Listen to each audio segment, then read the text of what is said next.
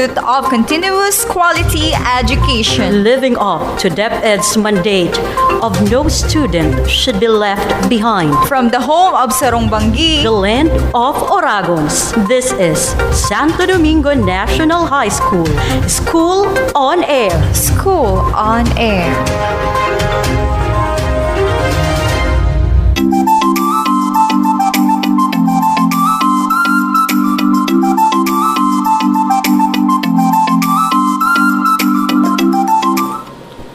Good afternoon to all the grade 12 senior high school students who are listening right now.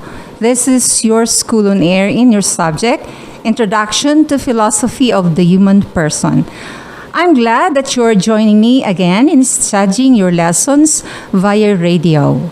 This is yours truly, Ma'am D. Campopos, broadcasting live from Santo Domingo National High School, the home of Red Dragons, the school of the resilient.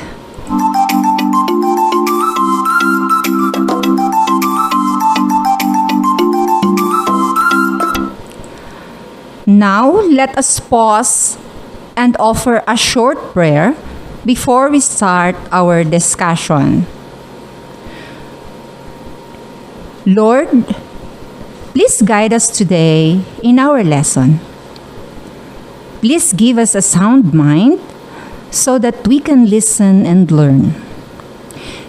Give us the courage and strength to study even though we are facing a lot of difficulties and challenges. Give us faith that in you, Lord, nothing is impossible. We hope and pray that this pandemic will soon end. In Jesus' name, Amen.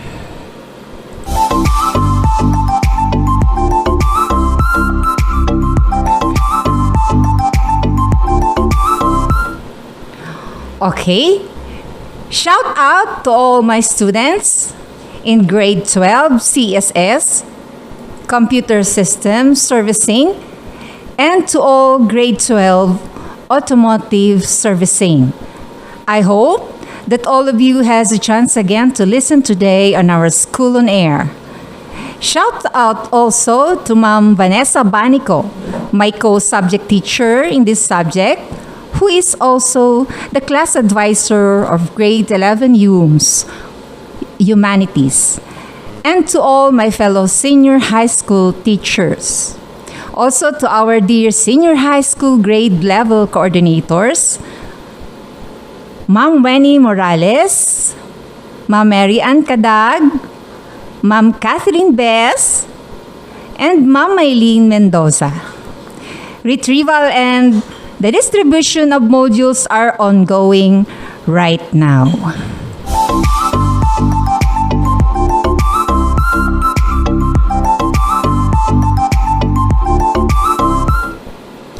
All right.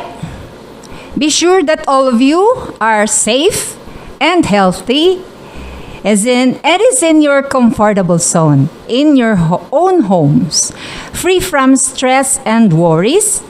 And most importantly is that you have already eaten your lunch, so your mind will be ready to digest our lesson today. Stay awake and don't sleep. Mom D is live right here.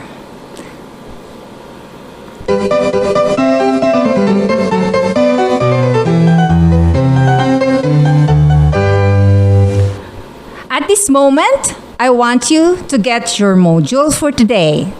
Module 4 on Prudence and Frugality toward environment.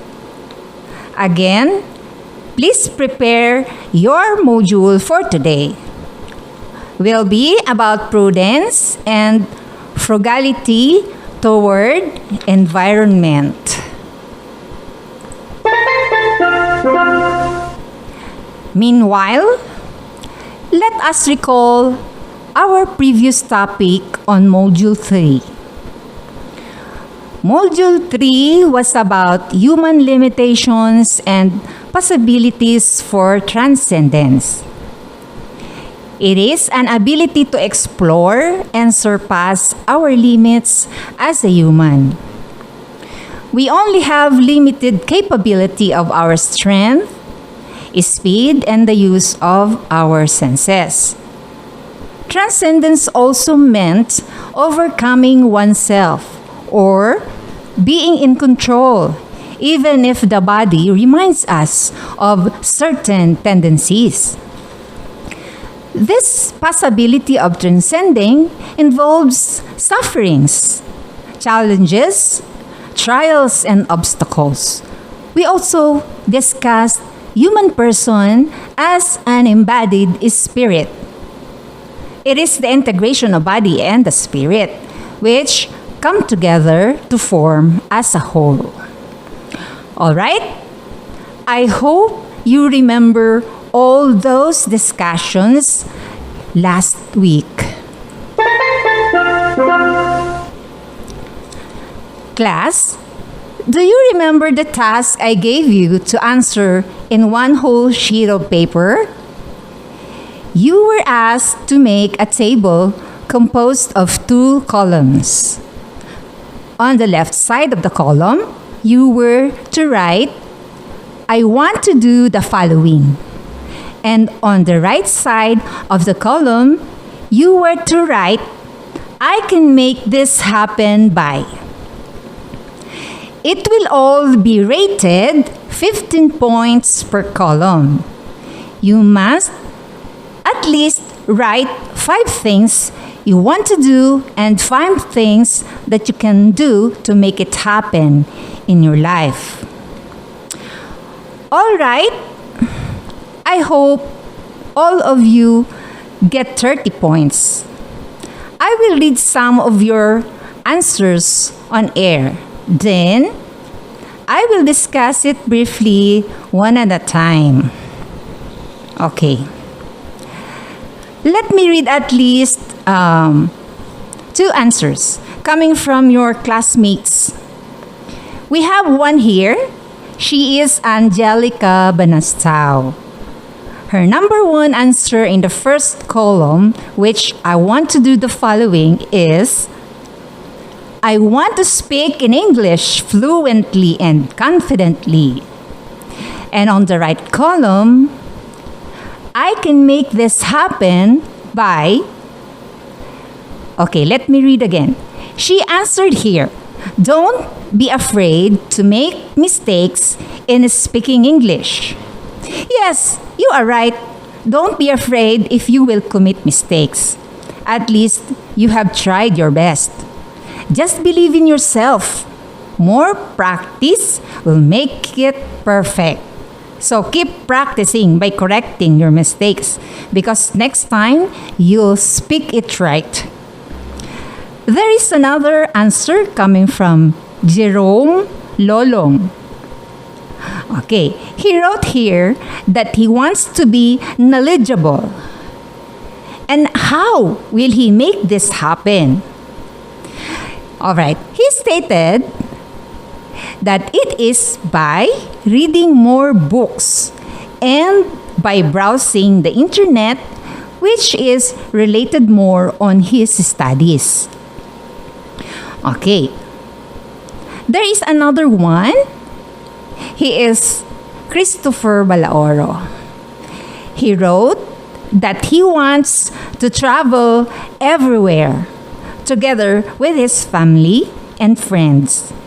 And how will he make this happen? According to him, he can make this happen by studying hard.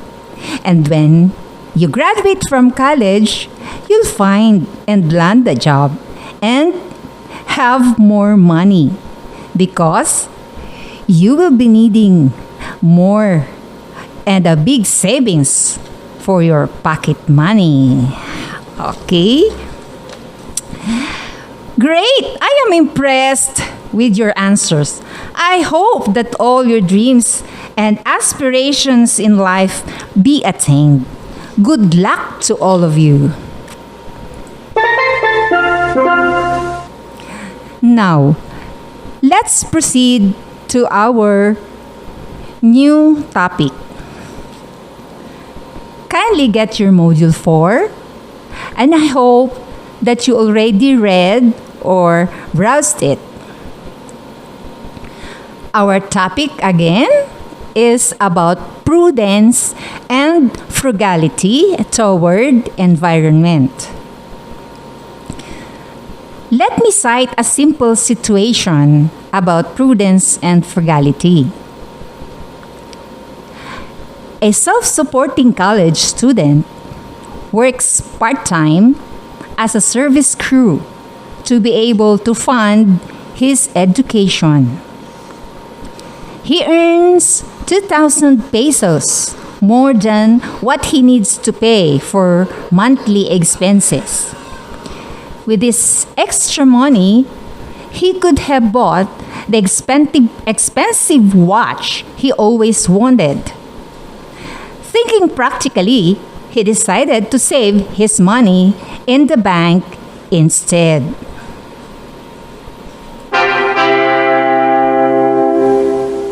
Okay, how will you describe this college student? What attitude does he possess on handling his money?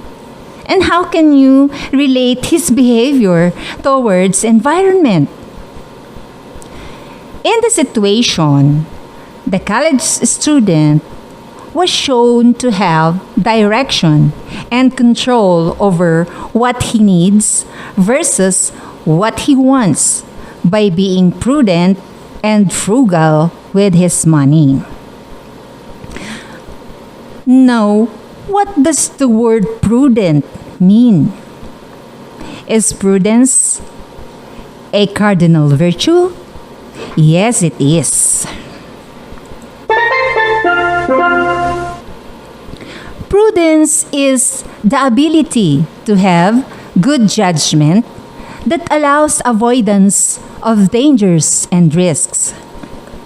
In other words, it is also considering the consequences of an action, using your common sense and discretion, being cautious, and acting with or showing care and thought for the future. So it's good to practice this virtue by being prudent at home, at work, or school. A person who is prudent is often regarded as wise, shrewd, and considerate.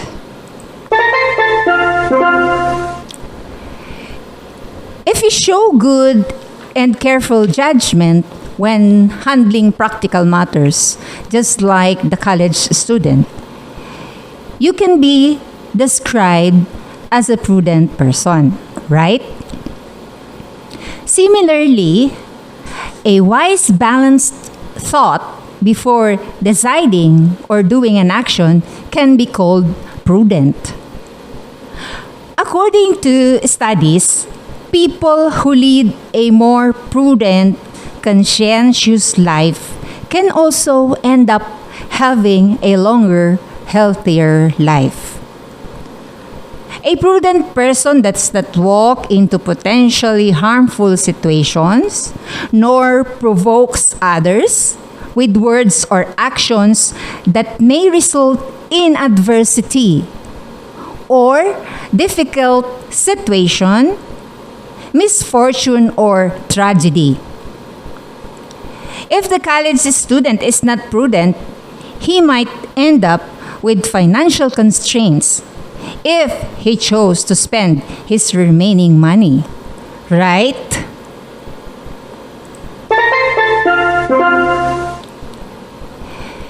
In the present time, we are experiencing a lot of difficulties and challenges with this COVID-19 pandemic. In order for us to be safe, we need to follow the health protocols that are being mandated by national government down to the local government units. We have to avoid for our own protection and not to put ourselves at risk. Remember This is a worldwide health crisis. We cannot see this virus as we go out our homes. Therefore, we need to be extra careful and always be prudent in our actions.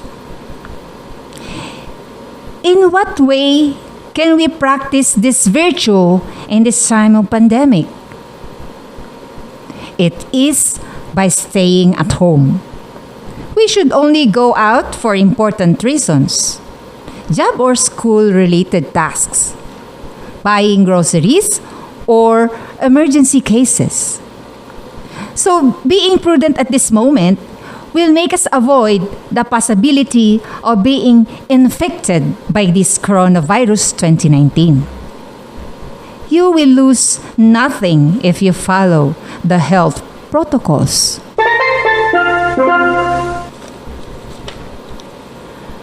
Meanwhile, frugality is the act of using money or other resources wisely and practically. Does the college student show practicality? Yes, indeed. Frugality is the quality of being thrifty, sparing, or economical in the consumption of resources and avoiding waste, lavishness, or extravagance. And it is coupled with the word prudence, which simply means intelligent. Now, how can you relate the behavior of the college student towards the environment? The college student may passively think that the watch he wants will only be a waste at the end of time, and it will not be any more useful to his college or to his studies in college. If you were the college student, what will you buy? I am sure you will buy things that are essential to your studies, or you will buy a cheaper watch that can be used for checking time.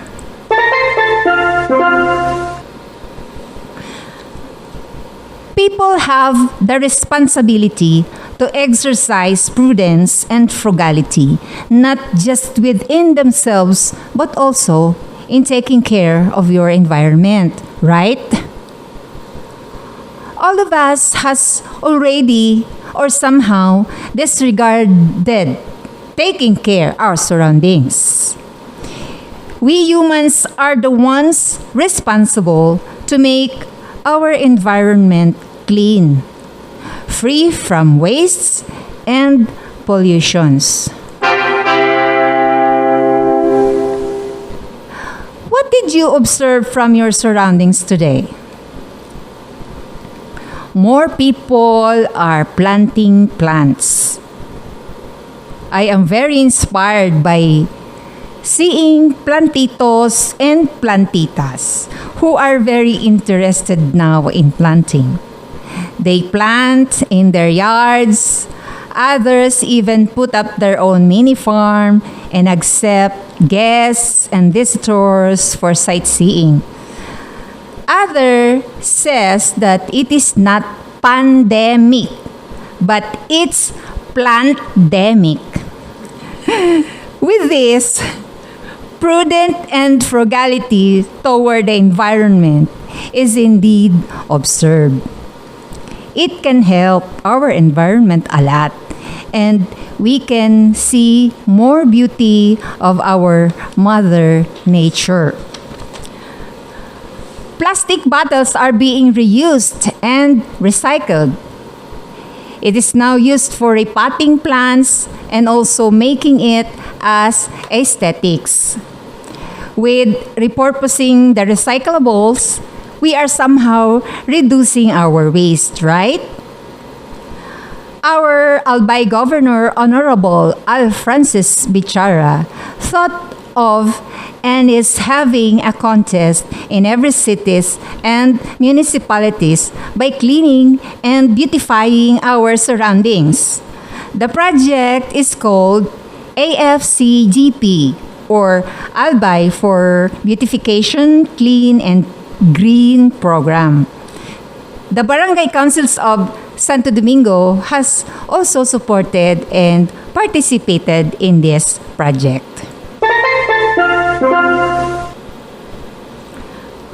Okay, what are other examples of frugality and prudence towards environment that you can do at home or in other places? One way is by cooking and consuming food with little to no leftovers to prevent it from polluting the air we breathe. Additionally, planting trees for the replacement of cut down ones. Okay, employing waste segregation strategies in the community and recycling more reusable materials. Even a simple no plastic policy can be implemented to avoid chemicals that are non-biodegradable. We know that our environment nowadays is nearing to destruction, right? It is evidenced by climate change and natural disasters. The environment needs reconstruction and rehabilitation. As such, many environment groups were formed and created with the objectives of channeling the values of prudence and frugality in their platforms. There were more policies implemented across many areas to reduce waste and chemicals that may harm the environment. So this is a reminder to take care of our environment at all times. Herein lies our future to be healthy and prosperous. It's not yet too late. We still have more time to fix our lives and the world that we live in. All right? After hearing all the explanations, how can you be prudent and frugal in this scenario? If you were on the side of a river and you see an empty mineral bottle floating on a river, will you choose to pick and throw it in a garbage bin or just leave it there floating? Will you dare to follow the segregation policy of waste management system? If you do the right thing, then you will be considered as one of the prudent people and a concerned citizen of our Mother Nature. That is stewardship. We humans are the caretaker of our Mother Earth. It is prudence towards nature. The avoidance of waste is frugality. It indicates clean and simple human living, a lifestyle marked with an attitude of contentment for what one has for the day, but prudently mindful of tomorrow's contingency. And being mindful for others and the next generation, especially, for we do not know what will happen in the near future. So the choice is ours to make, to take care and preserve the environment for sustainable development, or to destroy the ecological balance and perish with it. Okay, let's answer this activity in your homes. How can you be prudent and frugal as a youth? What will be your proposed project for the existing groups or organizations in your community whose mission and goal is to protect and preserve our Mother Nature? All right, you can write your answers in a one whole sheet of paper and you can submit it on May 28, Friday. That's Friday. Okay, during the retrieval and distribution of modules. Indicate the module number and title and put a label if it is for a school on air activity.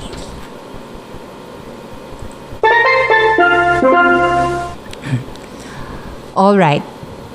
Continue reading and find out more explanations on prudence and frugality that is made available in your Module 4. I will send later an important link to our group chat that it is related to our topics discussed this afternoon. I hope you'll be inspired by the information given in the link that I will share to you about Greta Thunberg. She is the environmental activist.